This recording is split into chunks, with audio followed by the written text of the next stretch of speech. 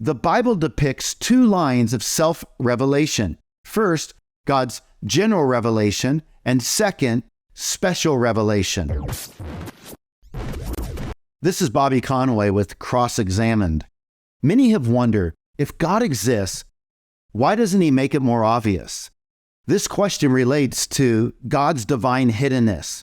What might we say about this subject? First off, as it relates to God's hiddenness, it wasn't always this way. God walked with Adam and Eve in the cool of the garden. It doesn't take a genius to see who was hiding out there.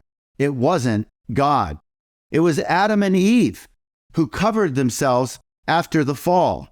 And it was God who said, "Where are you?" Nevertheless, in our post-fallen world, it does seem obvious that God is not always obvious, at least to some people. As we consider this problem, there is a question we should ponder, and it's this: as it relates to God's existence, do we have a sender or a receiver problem?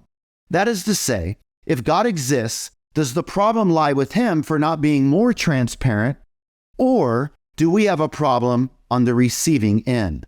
Let's first consider what the sender, namely God, would have to say about this, and in the next video, we'll consider what the receiver would have to say about this as well. Is God's existence too faint to detect? According to Scripture, the problem is certainly not on the sender side, but the receiver's. For example, the Bible depicts two lines of self-revelation. First, God's general revelation, and second, special revelation. For starters, let's consider first, general revelation. Through this line of evidence, God reveals Himself through both creation and conscience. Concerning creation, we see this in both Psalm 19, in particular in verses 1 to 4, and in Romans 1, in particular in verses 18 through 20. And in stunning anticipation of people's objection to God's existence, Paul ends his section of God's revelation as revealed in creation by stating, "No one will be without excuse."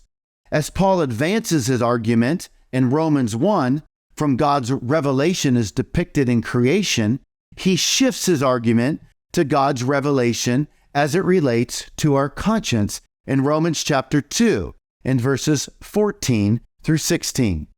Now, a second line of evidence beyond general revelation is special revelation. This is where God has made Himself known through Scripture, the prophets, prophecy, miracles, and obviously the incarnation, death, resurrection, and post-resurrection appearances of Christ.